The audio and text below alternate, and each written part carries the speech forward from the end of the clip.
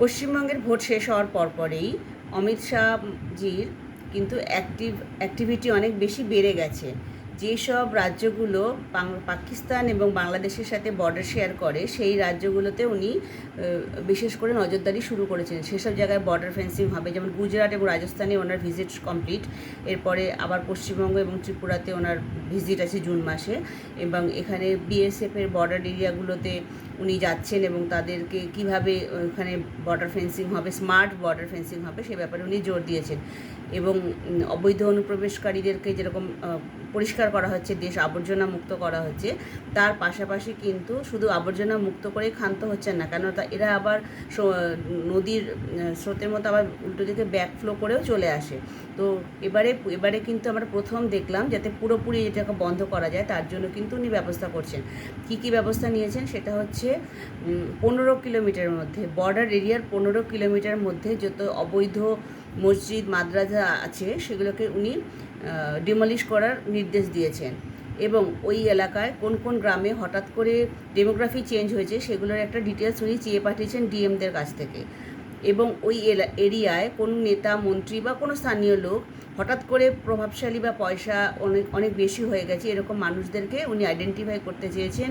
কেউ জায়গা কিনেছে, ল্যান্ড কিনেছে, তারপরে শপিং মল বানিয়েছে, দোকানপাট, গ্যারেজ, কারখানা, মোট কথা ব্যবসায় প্রচুর লগ্নি করেছে। এরকম মানুষকে আইডেন্টিফাই করে তাদের টাকার উৎস জানার জন্য চেষ্টা করা হচ্ছে যে তাদের টাকা কে দিয়েছে।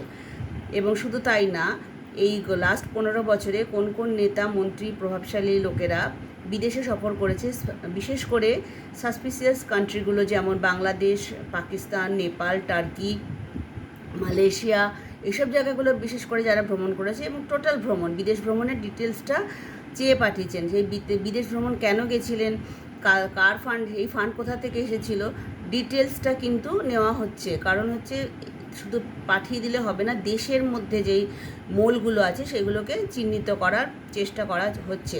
এবং এর জন্য এই কমিটির যে হেড প্রধান তাকে করা হয়েছে একজন সুপ্রিম কোর্টের প্রাক্তন বিচারপতিকে, এবং কিছু প্রাক্তন আইএএস আইপিএস এবং এক্সিস্টিং আইপিএস আইএসরাও এই কমিটির মধ্যে তাদেরকে যুক্ত করা হবে।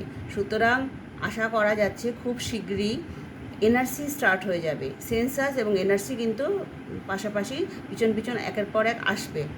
তো যারা যেসব হিন্দু এবং অন্য শিখ নাগরিকেরা যারা আছে তাদের সিএএ করে তাদেরকে কিন্তু নাগরিকত্ব দেওয়ার কাজও চলছে।